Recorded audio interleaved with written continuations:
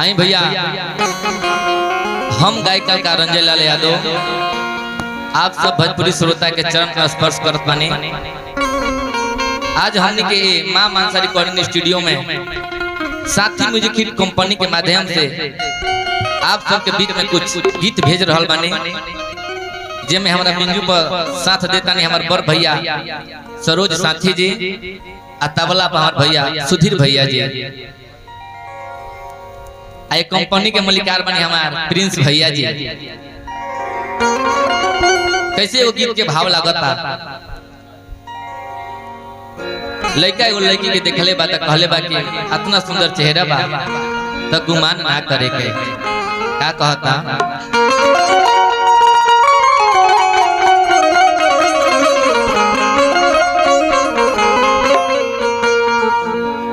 जेकरा चेहरा पर नूर हो जाला,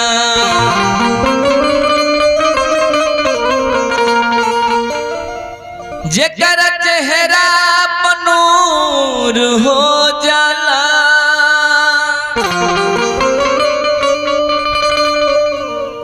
ऊ आदमियत से दूर हो जाला।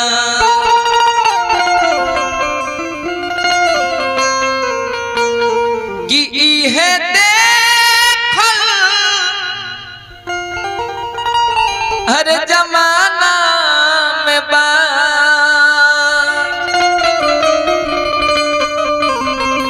कि ओकरा सचहू के अपना गुरूर हो जाला। कहता लइका कैसे कि सब कहे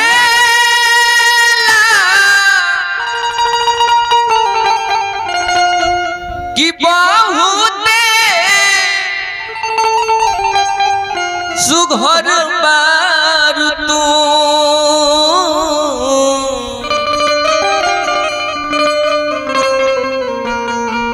कि सब कहे कि बहुत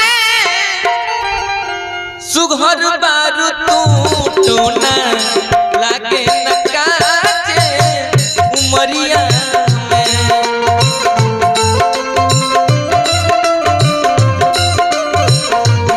टोना लागे न काचे उमरिया में।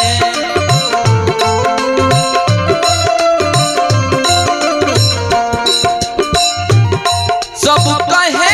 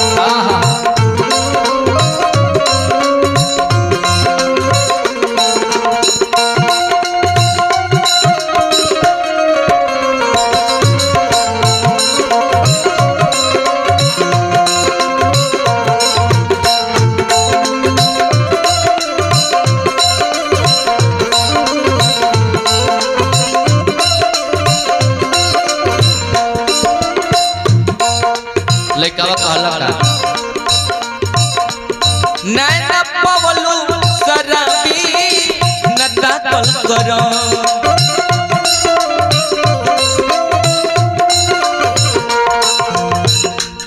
नैना पवलू शराबी न दाखल करो,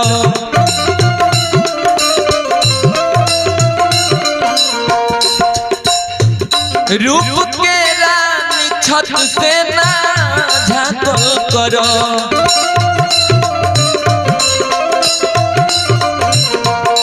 काहे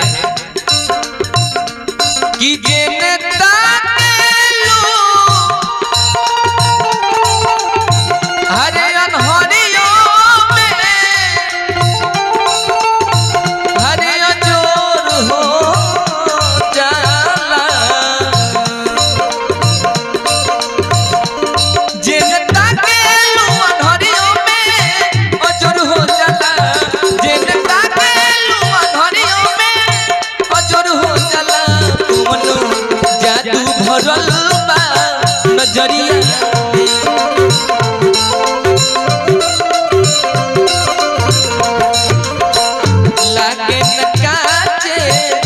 उमरिया में।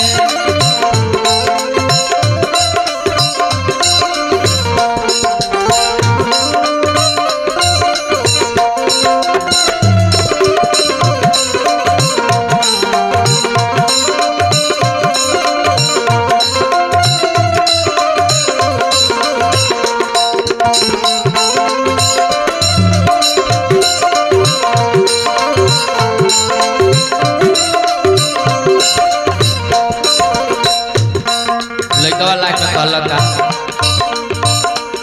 तोहर के फुर्सत में आके बनवले खुदा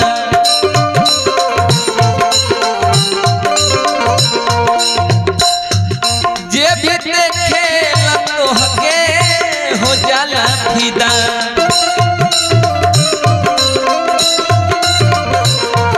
जे भी देखेला तोहके हो जाला फिदा।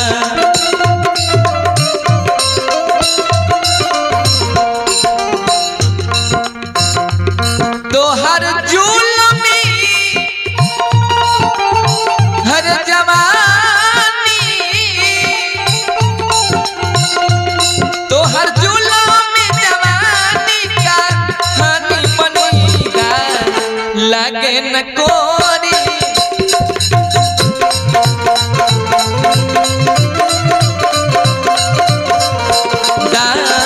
लागे न कोरी चुनरिया में।